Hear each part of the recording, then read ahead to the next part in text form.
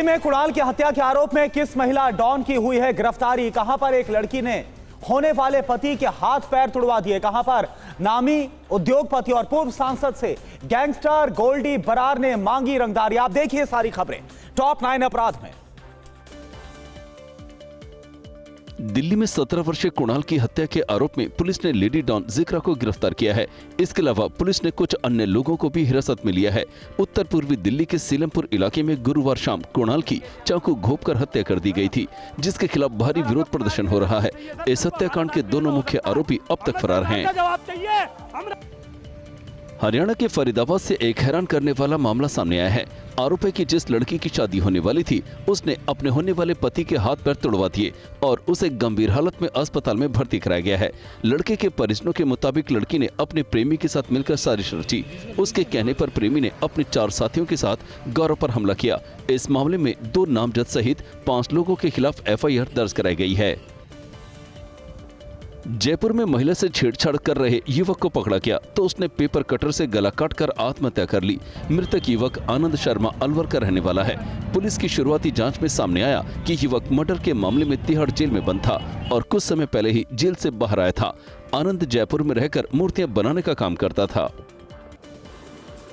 पूर्ण शराबबंदी वाले बिहार में शराब तस्करी का एक अनोखा मामला सामने आया है। यहाँ बुर्का पहने एक महिला ने अपने शरीर पर अंग्रेजी शराब के लगभग 9 लीटर टेट्रा पैक बांध रखे थे। उत्पाद विभाग की टीम ने कटिहार में जब महिला की तलाशी ली तो तस्वीरें देखकर वो भी दंग रह गए। संध्या देवी नाम की ये महिला पश्चिम बंगाल के कुमेदपुर से ट्रेन से शराब लेकर कटिहार आई थी। पंजाब के मोस्ट वांटेड आतंकवादी हैप्पी पासे की गिरफ्तारी के बाद उसके परिजन फरार हो गए हैं। अमृतसर के अजलाना में उसके घर पर ताला लटका हुआ है। पासिया को अमेरिकी की खुफिया एजेंसी FBI ने गिरफ्तार किया है। उस पर पंजाब में 14 आतंकवादी हमलों की साजिश रचने का आरोप है। वो कई वर्षों से अमेरिका में रह रहा था। हरियाणा के उद्योगपति और पूर्व सांसद सुखबीर जौनपुरिया से गैंगस्टर गोल्डी बरार के नाम से 5 करोड़ रुपए की रंगदारी मांगी गई है।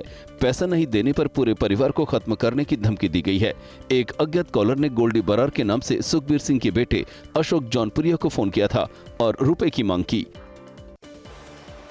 महाराष्ट्र के धाराशिव जिले में 1 करोड़ 10 लाख की ऑनलाइन ठगी का मामला सामने आया है। यहां धाराशिव शुगर फैक्ट्री के अकाउंटेंट बाबा साहेब कचरू वाडेकर ने शिकायत दर्ज कराई है कि उन्हें झांसे में लेकर ये पैसे एक दूसरे अकाउंट में ट्रांसफर करा लिए गए।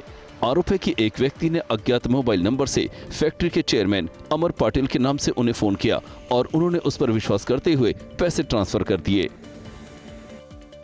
हरियाणा के गुरुग्राम में एक एयर होस्टेस से यौन उत्पीड़न के आरोपी टेक्नीशियन दीपक को गिरफ्तार कर लिया गया है। उसे आज कोर्ट में पेश किया जाएगा।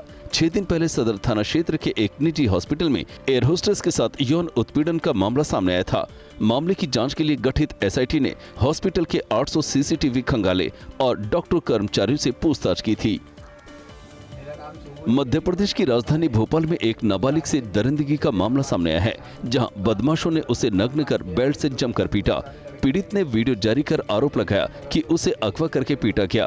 उसने बताया कि करीब 20 दिन पहले कुछ बदमाश उसे पिस्टल दिखाकर MP नगर से कोलाता क्षेत्र ले गए और जमकर पीटा। पुलिस मामले की जांच में जुटी है।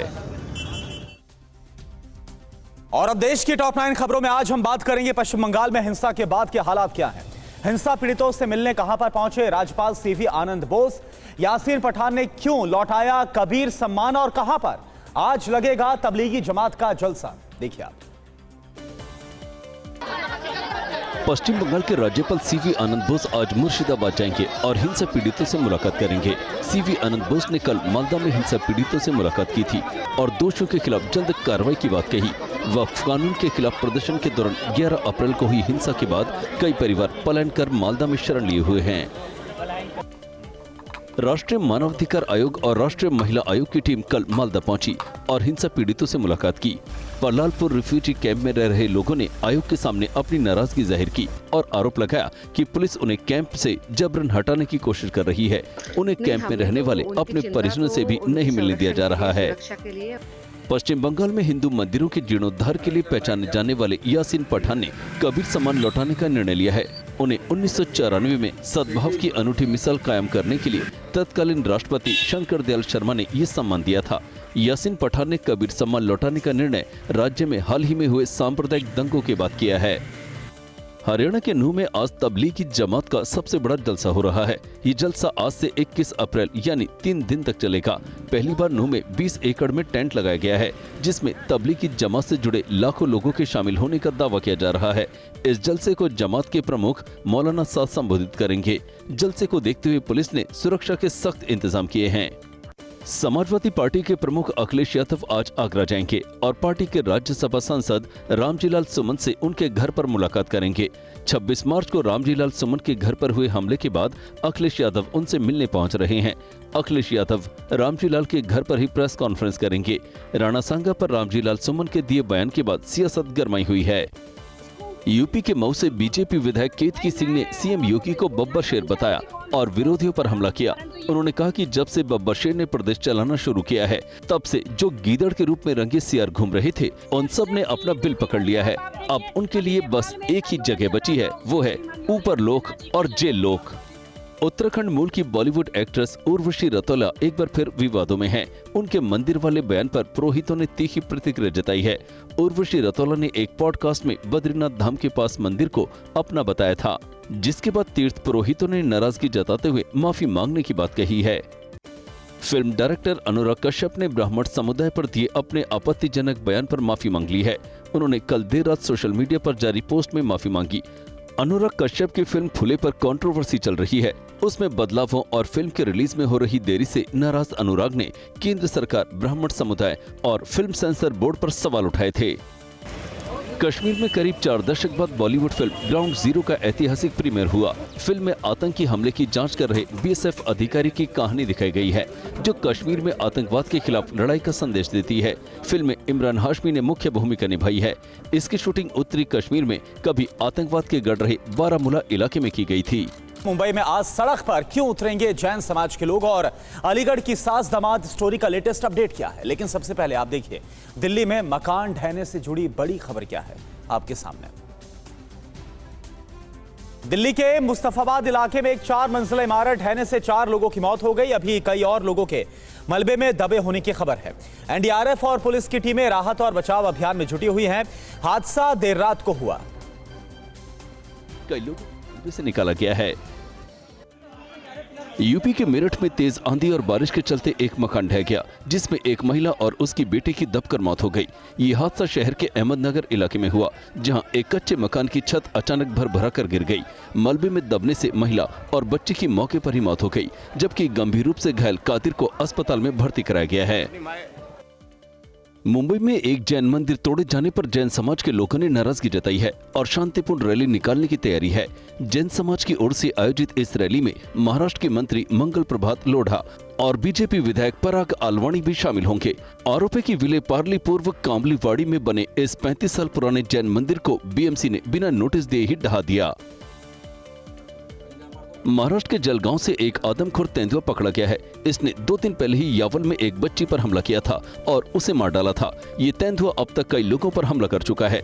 वन विभाग की टीम ने ताबड़तोड़ कार्रवाई के बाद धर दबोचा। उसने केले के बाग में पिंजरा लगाया था, जिसमें ये तेंदुआ फंस गया। इस पूरे ऑपरेशन में थर्मल ड्रोन और ट्रैंक्विलाइजर गन का इस्तेमाल किया गया। यूपी के अलीगढ़ में दामाद के साथ फरार हुई महिला सपना को पुलिस ने उसके प्रेमी दामाद राहुल को सौंप दिया है। 2 दिन की काउंसलिंग के बाद भी जब सपना घर जाने को राजी नहीं हुई, तो उसे राहुल के साथ रहने को भेज दिया। परिवार परामर्श केंद्र के काउंसलरों ने सपना और उसके पति के बीच समझौता कराने का प्रयास किया, लेकिन वो अपने प्रेमी के साथ जाने की जिद पर अड़ी रही।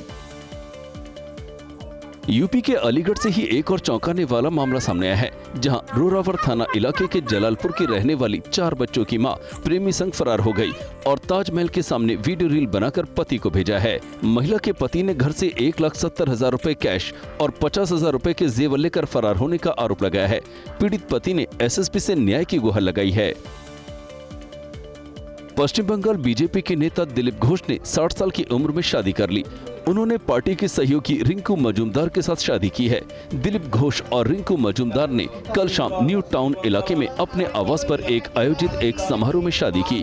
इस दौरान उनके करीबी रिश्तेदार और परिवार के लोग मौजूद रहे। एमपी के राजगढ़ से गुड गवर्नेंस की शानदार तस्वीरें सामने आई हैं। एसपी आदित्य मिश्रा जब ऑफिस से घर जा रहे थे तभी उनकी नजर फुल स्पीड में जा रहे ट्रैक्टर पर पड़ी, जिसकी ट्रॉली में कई यात्री बैठे हुए थे और उसमें बच्चे भी थे। एसपी ने ट्रैक्टर रोककर यात्रियों को एक बस में बैठाया और उनका किराया भी दिया। उन्होंने ट्रैक्टर चालक को आगे से ऐसा नहीं करने की नसीहत दी।